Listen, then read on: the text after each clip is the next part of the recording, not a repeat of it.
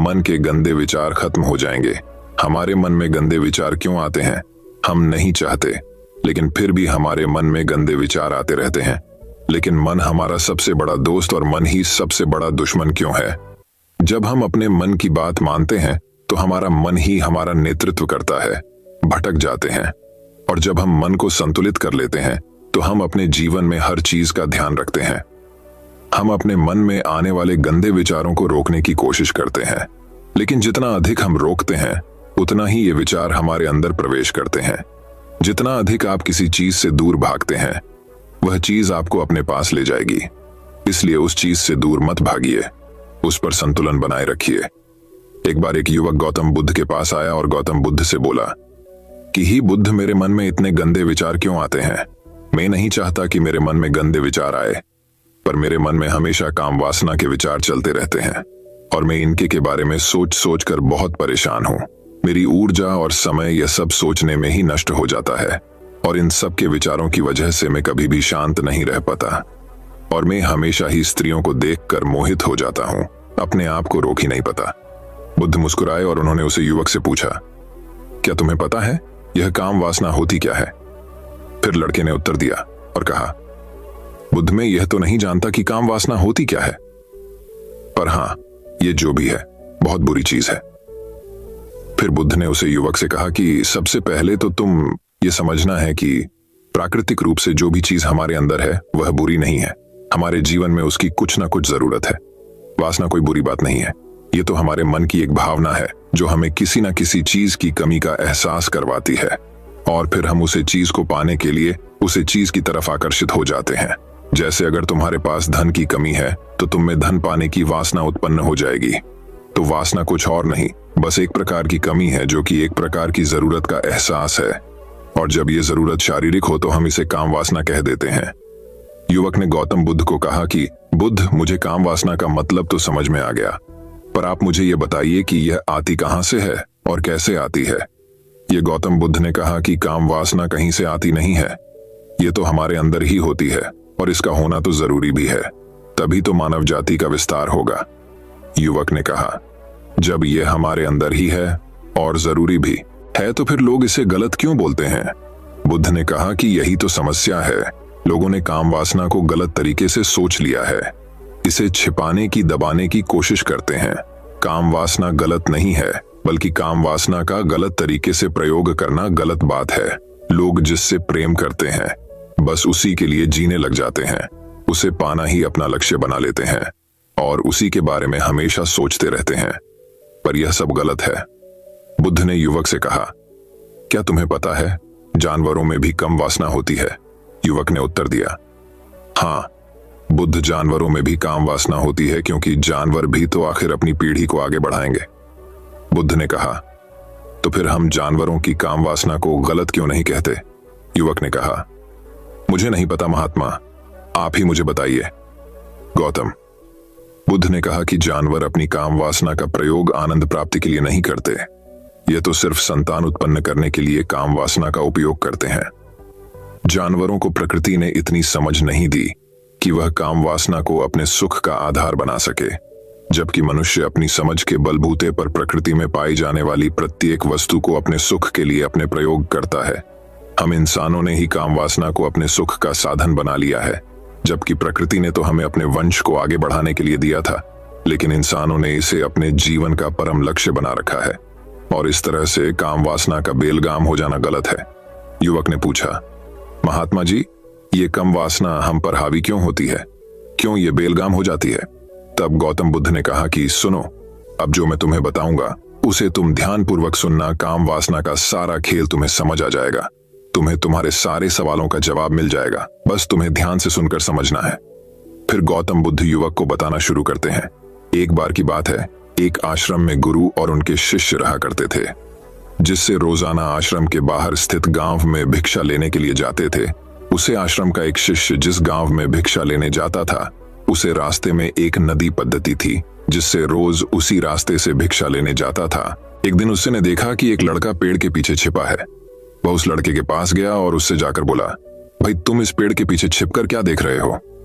लड़के ने कहा, अरे तुझे नहीं दिख रहा क्या कि मैं क्या देख रहा हूं? तब शिष्य ने नदी की तरफ देखा तो वहां पर कुछ लड़कियां पानी भर रही थीं। वो लड़कियां 15-16 साल की होगी। तब शिष्य ने उस लड़के से कहा, अरे भाई, वहां पर तो लड़कियां पानी भर रही हैं, इसमें छिपकर देखने वाली क्या बात है? तब वो लड़का शिष्य की तरफ देखकर उससे कहता है, अरे पागल, तुम्हें दिखाई नहीं दे रहा ये परी कैसे नदी से पानी ला रही है? जरा उनकी अदाओं को तो देखो, उनके कोमल शरीर को देखो, उनकी पतली कमर मटके को उठाते समय बल खाती है और उनके बाल उनकी कमर पर कैसे लहरा रहे हैं, मानो सुंदरता बिखरी पड़ी हो। उसने फिर से नदी के किनारे देखा और इस बार वह नदी के किनारे देखता रहा। अब कुछ भी दिखाई नहीं दे रहा था और वह बिल्कुल निडर था। उसे किसी भी चीज का कोई डर नहीं था, लेकिन अब वो छिपने लगा और उन लड़कियों को देखने लगा जैसे उसने कोई अपराध कर दिया हो। और जब वो छिपकर उन लड़कियों को देख रहा था तभी वो अचानक अंदर से कांप गया और उसने कहा कि ये मैं क्या कर रहा हूं? मैं जो कर रहा हूं वो सही नहीं है, मुझे यहां से चले जाना चाहिए। और फिर वह जल्दी से वहां से चला गया। वो आश्रम पहुंच जाता है। आश्रम जाकर वो अपने कार्यों में लग गया, लेकिन जो अभी वह देखकर आया था वही उसकी आंखों के सामने बार बार आ रहा था। उसके मन में वही दृश्य चल रहा था। उसका दिमाग सब कुछ देखने के लिए संघर्ष कर रहा था। उसका किसी भी काम में मन नहीं लग रहा था। सुबह होते ही वह रोज जल्दी ही भिक्षा के लिए आश्रम से निकल जाता और उस नदी के पास वाले पेड़ के पास जाता जहां पर वह लड़का पहले से मौजूद रहता था। उसके साथ मिलकर लड़कियों को छुप छुप कर देखता था। अब वह ऐसा रोज करने लग गया, यह उसके रोज का काम हो गया। अब उस शिष्य का मन किसी भी काम में नहीं लगता था। वो हमेशा ही किसी न किसी प्रकार के विचार में उलझा रहता। वो आश्रम के कार्यों को भी ठीक ढंग से नहीं कर पा रहा था। ना वो ठीक से सो पाता था, ना वो ठीक से खाना खा पाता था। उसका मन बेचैन सा रहता था। उसका मन बार बार उन लड़कियों की खूबसूरती देखने को मचलता था। जब गुरु भिक्षा दे रहे थे तब भी उनका मन किन्हीं अन्य विचारों में खोया हुआ था। गुरु ने अपने शिष्य की इन हरकतों को भांप लिया था। फिर एक दिन गुरु ने शिष्य को अपने पास बुलाया और कहा कि आज से मैं भी तुम्हारे साथ भिक्षा मांगने चलूंगा। आप और मैं एक साथ भिक्षा मांगने जाएंगे। तभी शिष्य गुरु को मना करते हुए बोला, नहीं गुरुदेव, आप परेशान क्यों हो रहे हो? मैं अकेला ही ठीक से भिक्षा मांग सकता हूँ। गुरु ने शिष्य से कहा कि ठीक है, तुम अकेले ही भिक्षा मांगने जाओ, जिससे वह तुरंत भिक्षा मांगने निकल पड़ा। सभी लोग उसे देखने के लिए उसके पीछे पीछे चलने लगे। थोड़ी दूर जाने पर गुरु ने देखा कि उनका शिष्य एक अपराधी की तरह एक लड़के के साथ पेड़ के पीछे छिपा हुआ है और छिपकर कुछ देख रहा है। गुरु भी अपने शिष्य के पीछे जाकर खड़े हो गए।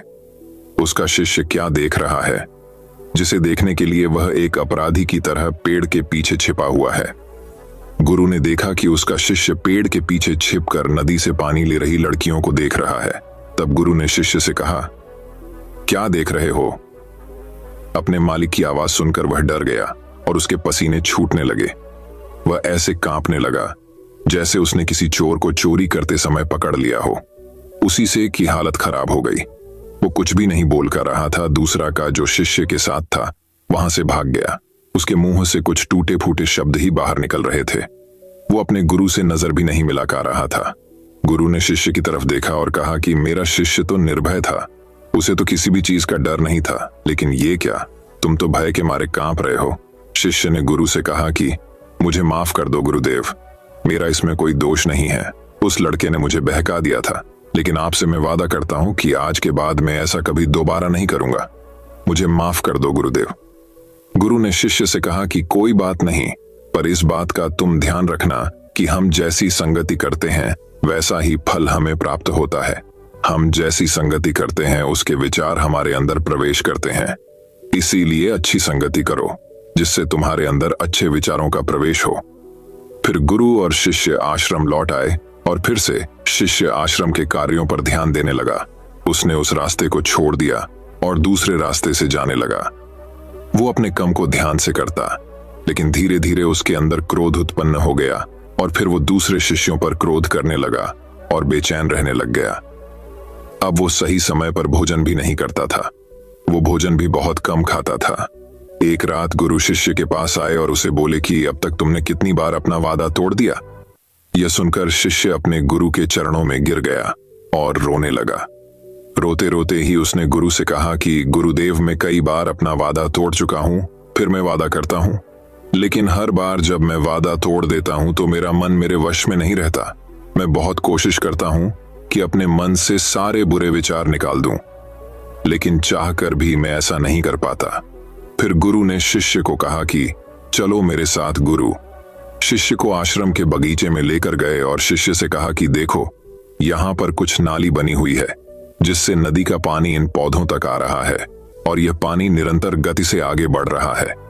क्या तुम इस पानी के बहाव को रोक सकते हो? शिष्य ने कहा कि हाँ गुरुदेव, मैं इस बहाव को रोक सकता हूं। फिर शिष्य ने मिट्टी उठाकर उस नाली में रख दी तो पानी थोड़ी देर के लिए रुक गया और फिर थोड़ी देर बाद उस मिट्टी के ऊपर से पानी बहने लगा। गुरु ने शिष्य से कहा, अरे ये क्या, ये तो पानी रुका ही नहीं। फिर से शिष्य ने कुछ कंकड़ पत्थर उठाकर उसे नाली में रख दिए और फिर थोड़ी देर के लिए पानी रुक गया, लेकिन फिर थोड़ी देर बाद ही उन कंकड़ पत्थर के ऊपर से पानी निकल आया। फिर गुरु ने कहा कि शिष्य, यह क्या हुआ? पानी तो फिर से बहने लग गया। तुम तो बोल रहे थे कि तुम इसे रोक दोगे। क्या हम किसी कम को रोकना चाहे तो क्या हम उसे रोक नहीं सकते? तब शिष्य ने कहा, कोई बात नहीं गुरुदेव, मैं इस पानी को तो आपको रोक के दिखाऊंगा। शिष्य फिर से एक बड़ा सा पत्थर लेकर आया और उसे नाली पर रख दिया और पानी रुक गया। तब गुरु से कहा कि देखा गुरुदेव, मैंने कहा था ना कि पानी को मैं रोक दूंगा। मैंने पानी को रोक दिखाया, आपकी बात मैंने पूरी कर दी। गुरु मुस्कुराए और बोले, अच्छा जरा ध्यान से देखो, पानी रुक गया क्या? वो तो पीछे की नाली तोड़कर बाहर निकल गया और अगल बगल से बह रहा है। और ध्यान से देखो, इस पत्थर की आगे भी आ गया और से पानी अपना रास्ता बदलकर फिर से आगे की तरफ जाएगा। और फिर थोड़ी देर बाद ऐसा ही हुआ। फिर गुरु ने शिष्य को समझाया कि तुम्हारे साथ भी तो ऐसा ही चल रहा है। तुम बार बार प्रयास कर रहे हो, बड़े से बड़ा प्रयास कर रहे हो, पर हर बार तुम्हारा प्रयास टूट रहा है और यह हमेशा टूटता ही रहेगा। तुम कितना भी बड़ा पत्थर रख लो, लेकिन पानी तो अपना रास्ता बना ही लेगा।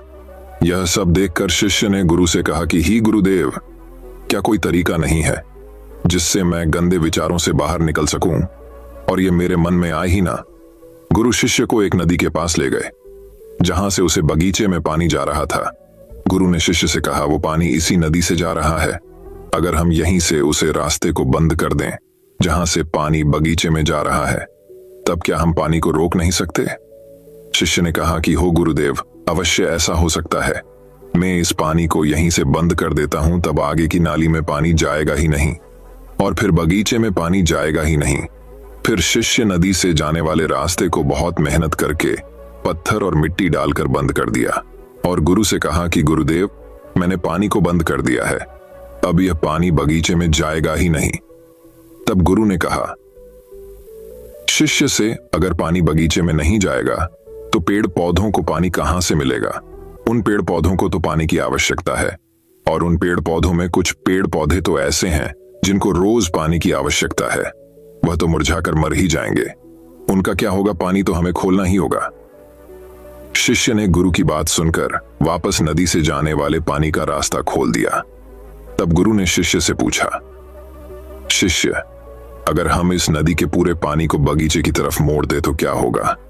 तब शिष्य ने जवाब दिया कि गुरुदेव, वहां पर जितने भी पेड़ पौधे हैं वो गलकर नष्ट हो जाएंगे, वहां पर कुछ नहीं बचेगा। फिर गुरु मुस्कुराए और बोले, तुम इस बात को समझो कि हमें किसी भी चीज को रोकना नहीं है, बस हमें हमेशा संतुलन बनाए रखना है। कम पानी से भी पौधे नष्ट होते हैं और ज्यादा पानी से भी पौधे नष्ट होते हैं। हमारा जीवन संतुलन से ही चलता है।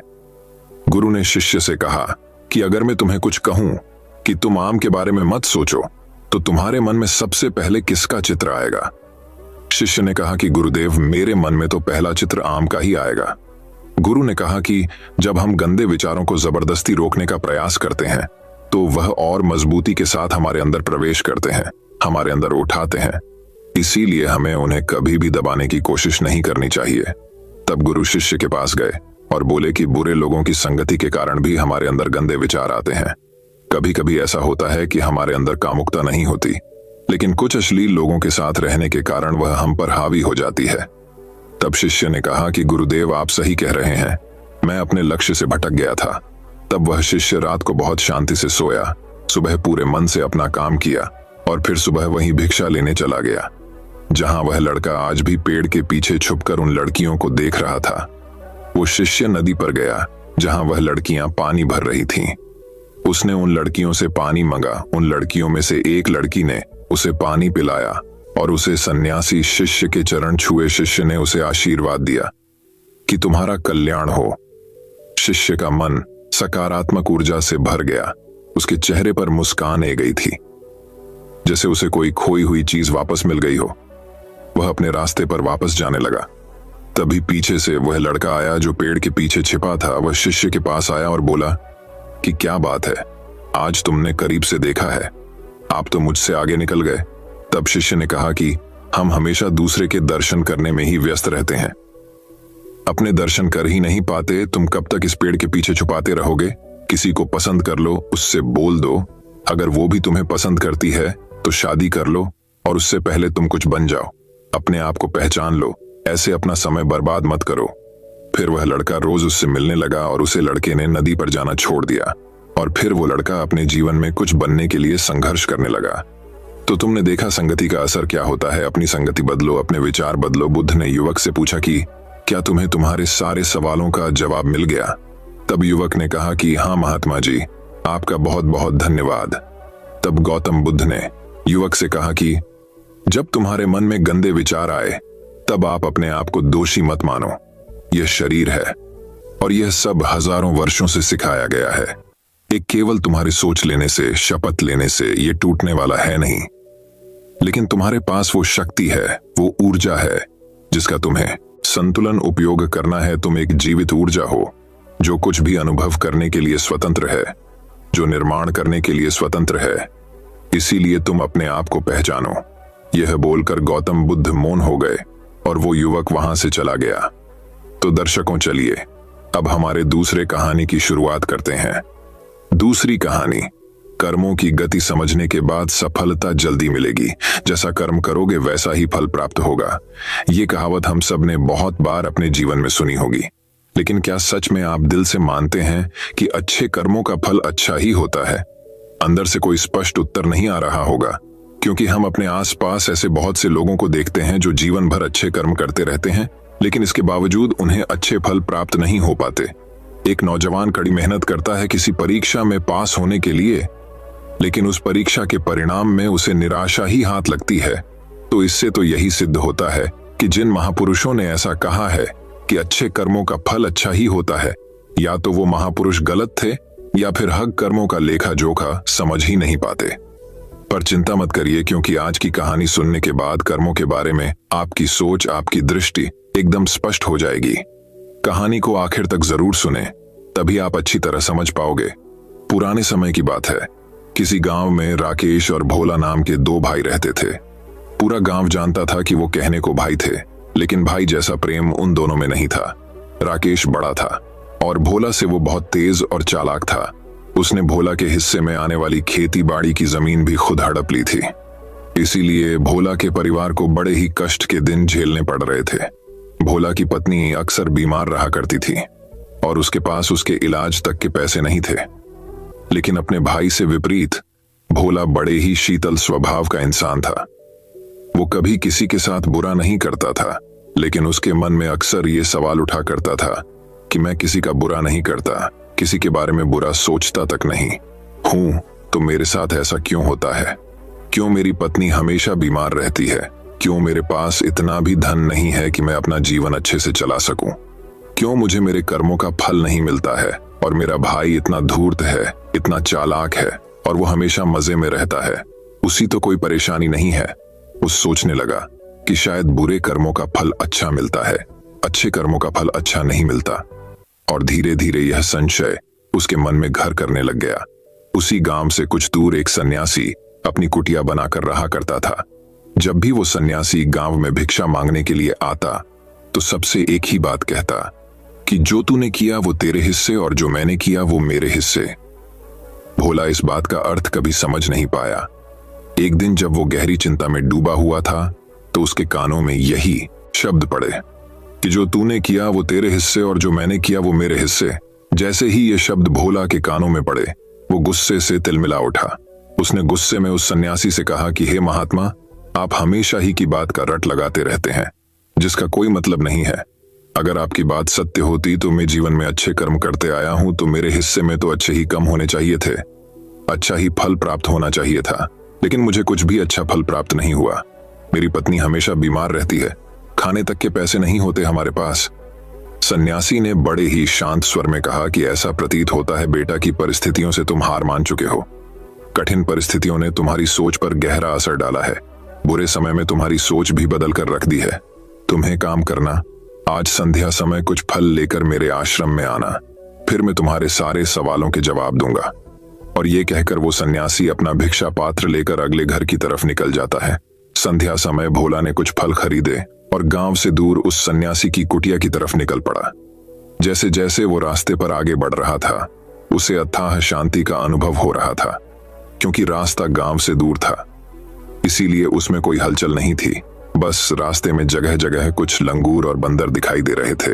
भोला के मन में आया कि वो कुछ पल उन बंदरों और उन लंगूरों को खिला दें, लेकिन फिर उसने सोचा कि अगर मैं फल लेकर सन्यासी के पास नहीं गया तो मेरे सवालों के जवाब मुझे नहीं मिलेंगे। इसीलिए बंदरों से वो फल बचाता हुआ उस सन्यासी की कुटिया तक पहुंचा। जैसे ही भोला उस कुटिया में पहुंचा, वैसे ही सन्यासी बोल पड़ा, अगर मन में था तो ये फल खिला क्यों नहीं दिया बंदरों को। ये सुनकर भोला आश्चर्यचकित रह गया। सन्यासी को कैसे पता चला कि उसके मन में बंदरों को फल खिलाने की इच्छा उठी थी। उसने पूछा कि महात्मा, आपको कैसे पता कि मैं बंदरों को फल खिलाना चाहता था। सन्यासी ने बड़े ही शांत स्वर में कहा कि जरूरी यह नहीं है कि मुझे कैसे पता चला। हम तो सन्यासी हैं, सबके मन की बात पढ़ लेते हैं। जरूरी ये बात समझना है कि जिस तरह एक बछड़ा हजारों गायों के बीच अपनी मां को ढूंढ लेता है, उसी प्रकार कर्म अपनी कर्ता को ढूंढ ही लेता है। ये कर्म मेरे हाथों ही होना लिखा था। और ये कहकर सन्यासी ने उसके हाथ से फल लिए और बंदरों को खिलाना शुरू कर दिए। भोला इस बात का मतलब समझा नहीं पाया, इसीलिए उसने उस सन्यासी से सवाल किया कि महात्मा, मैं आपकी बात का आशय समझ नहीं पाया। कृपया करके मुझे अज्ञानी को इसका मतलब समझाने की अनुकंपा करें। सन्यासी ने बड़े शांत स्वर में कहना शुरू किया कि बेटा, मनुष्य को हमेशा यही लगता है कि वही करने वाला है, वही करता है और वही कर्म करेगा। लेकिन समझने की बात यह होती है कि कर्म आपका खुद चुनाव करता है, आप कर्म का चुनाव नहीं करते। अगर आप किसी कर्म को करने के योग्य है तो हजारों लोगों के बीच में से कर्म आपको अपने आप ढूंढ कर निकाल लेगा। इसीलिए योग्य बनने पर ध्यान दो, कर्म करने पर ध्यान मत दो। अगर तुम सिर्फ कर्म करने पर ध्यान दोगे तो कभी योग्य नहीं बन पाओगे। योग्य बनने के लिए जिन कर्मों की आवश्यकता होती है, पहले उन छोटे छोटे कर्मों को करना शुरू करो, और जब तुम योग्य बन जाओगे तो बड़ा कर्म, या कहें कि मुख्य कर्म, या फिर जिस कर्म के लिए तुम बने हुए हो, वो कर्म तुम्हारे पास खुद चल कर आएगा। उदाहरण के लिए तुम इन बंदरों को देखो। इन बंदरों ने छोटे छोटे कर्म करके पेड़ों पर चढ़ना सीखा, गुलाटियां लगाना सीखा, और इसी प्रकार छोटे छोटे कर्म करते हुए ये मुझ तक पहुंच गए। और मुझ तक पहुंचने के बाद इनके पास इनका खाना खुद ही पहुंच गया।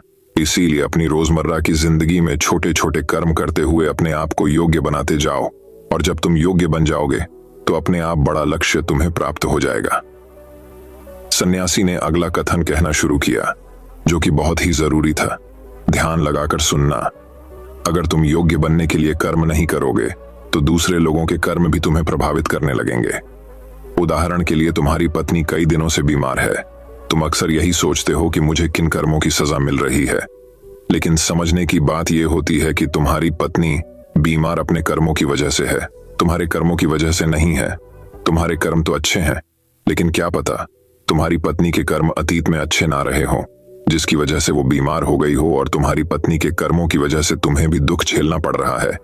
और इसी प्रकार बहुत से मनुष्य अपने बच्चों की वजह से, अपने परिवार की वजह से, इन सब की वजह से खुद दुख झेल रहे होते हैं। लेकिन जरा सोचो, अगर तुम योग्य होते तो तुम अपनी पत्नी का खुद इलाज करवा पाते, उसकी बीमारी दूर करवा पाते। और क्या पता अगर तुम योग्य होते तो तुम्हारा किसी दूसरी स्त्री के साथ विवाह हुआ होता जो स्वस्थ होती, लेकिन तुम योग्य नहीं थे, इसीलिए तुम अपनी पत्नी की वजह से खुद दुख झेल रहे हो। अगर तुम योग्य बन जाओगे तो दूसरे लोगों के कर्म तुम्हें प्रभावित नहीं कर पाएंगे। सन्यासी ने भोला को चेतावनी देते हुए कहा कि याद रखना, भोला, आपको वो नहीं मिलता जो आप चाहते हो, बल्कि वो मिलता है जिसके आप योग्य हो। इसीलिए अपनी योग्यता को बढ़ाने पर काम करो, उसके लिए कर्म करो। कर्म का फल पाने के लिए कभी कर्म मत करो। भोला ने सन्यासी से हाथ जोड़कर एक सवाल पूछा कि महात्मा मुझे यह बताने की अनुकंपा करें कि मैं अपनी योग्यता किस प्रकार बढ़ा सकता हूँ ताकि मेरा मुख्य कर्म मुझको खुद ढूंढ सके। सन्यासी ने बड़े ही शांत स्वर में कहना शुरू किया कि बेटा, इसके लिए बड़े ही सरल सरल उपाय होते हैं। सबसे पहला उपाय है कर्म करके भूलते जाओ। तुम जो भी कर्म कर रहे हो अपने योग्य बनने के लिए उस कर्म को करने के बाद भूल जाओ। ये मत सोचो कि उससे तुम्हें क्या प्राप्त हुआ। इसीलिए कहा जाता है कि कर्म करो, फल की चिंता मत करो।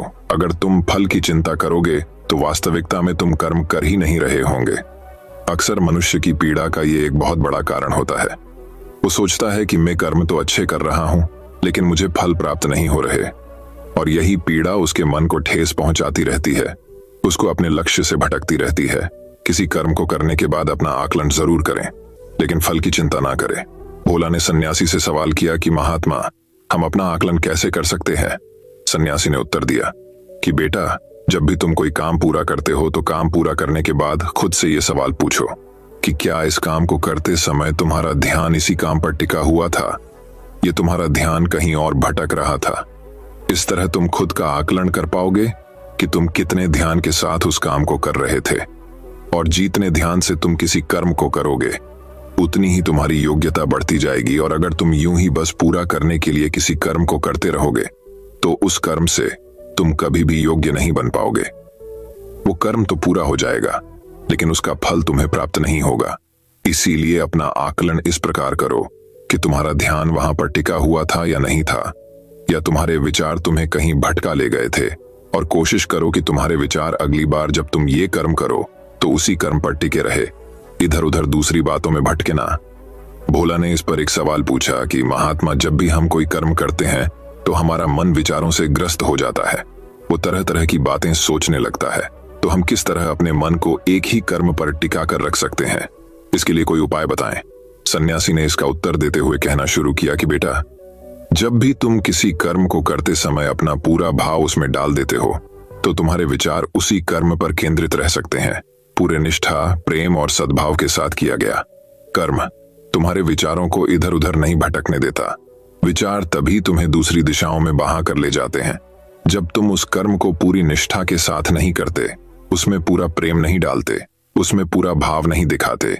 जब ये तीनों चीजें तुम उस कर्म में डाल देते हो तो स्वाभाविक रूप से तुम पूरी तरह उस कर्म में सम्मिलित हो जाते हो और तुम्हारा मन और मस्तिष्क एक ही जगह पर टिका रहता है। सन्यासी ने अपनी बात खत्म करते हुए कहा कि अगर कोई इंसान, कोई मनुष्य इन उपायों का सही तरीके से इस्तेमाल करता है, उनका पालन करता है, तो वो किसी भी कर्म के लिए अपने आप को योग्य बना सकता है।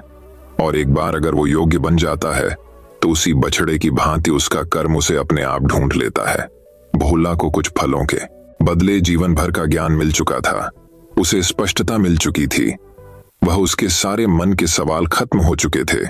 उसने सन्यासी को प्रणाम किया और वहां से अपने घर के लिए निकल पड़ा। रात हो चुकी थी और रास्ते पर अंधेरा छाया हुआ था। वो इन बातों के बारे में विचार करता हुआ अपने घर की तरफ निकल पड़ता है। तो दर्शकों, चलिए अब हमारे तीसरे कहानी की शुरुआत करते हैं। तीसरी कहानी, व्यक्ति को सच्चा ज्ञान मिल जाए तो ये तीन चीजें उसे खुद ब खुद मिल जाती हैं। वर्षा काल समाप्त हो चुका था। सभी भिक्षु भ्रमण पर जाने की तैयारी में लगे थे। सारिपुत्र भी अपने शिष्यों के साथ विहार से प्रस्थान करने वाले थे। तभी एक घटना हो गई। चलते वक्त उनके गमछे का एक किनारा किसी भिक्षु को छू गया। उस भिक्षु ने इसे अपना अपमान मान लिया। वह बुद्ध के पास पहुंचा और शिकायत करने लगा, भंते स्थविर सारिपुत्र को आपका प्रमुख शिष्य होने का अहंकार हो गया है। उन्होंने मुझ पर प्रहार किया और अब क्षमा मांगे बिना ही चारिका पर जाने की तैयारी कर रहे हैं। बुद्ध ने सारिपुत्र को बुलाकर पूछा तो सारिपुत्र बोले, मैंने इस भिक्षु पर कोई प्रहार नहीं किया है भंते। मैं तो उस धरती के समान हूं जिस पर फूल गिरते हैं तो उसे खुशी नहीं होती, और गंदगी तथा कीचड़ गिरता है तो उससे भी उसे रंजिश नहीं होती। मैं तो पांव के पोंछे की तरह हूं, भिखारी की तरह हूं, बिना सींग के बैल की तरह हूं। सारिपुत्र की ऐसी बातें सुनकर उस भिक्षु को अंदर से ग्लानि होने लगी। वह तथागत के चरणों पर गिर गया और अपना दोष स्वीकारते हुए उनसे क्षमा याचना करने लगा। बुद्ध बोले, सारिपुत्र, इस भिक्षु को क्षमा कर दें वरना इसकी बड़ी बुरी दुर्गति होगी। अब सारिपुत्र घुटनों के बल बैठ गए और उस भिक्षु से कहा, आयुष्मान, तुम्हारे अपराध के लिए मैं तुम्हें क्षमा करता हूं। अगर मैंने भी कोई अपराध किया है तो मुझे क्षमा कर दो। यह सुनकर सभी भिक्षु कहने लगे, स्थविर सारिपुत्र की महानता तो देखो, ऐसे झूठे व्यक्ति पर क्रोध न करके स्वयं उससे भी क्षमा याचना कर रहे हैं। भिक्षुओं की सुगबुगाहट सुनकर महात्मा बुद्ध बोले, जिसे सच्चा ज्ञान मिल गया है उसका मन और वाणी तो शांत रहती ही है, उसके कर्म भी शांत होते हैं। दोस्तों, मैं उम्मीद करता हूं कि यह कहानी सुनने से आपके जीवन में अच्छे बदलाव आए होंगे। आपको इस वीडियो से क्या सीखने मिला ये कमेंट करके जरूर बताइए और अपने परिवार, दोस्तों या आपके करीबी इंसान के साथ ये कहानी शेयर करके उन्हें भी इस ज्ञान से परिचित करवाए। बाकी अगर आपको यह वीडियो दिल से अच्छी लगी हो तभी इस वीडियो को लाइक कर देना और आपने अब तक इस चैनल को सब्सक्राइब न किया हो तो चैनल को सब्सक्राइब भी जरूर कर देना। आपका हर दिन शुभ हो और खुशियों से आपका जीवन भरा रहे। धन्यवाद। नमो।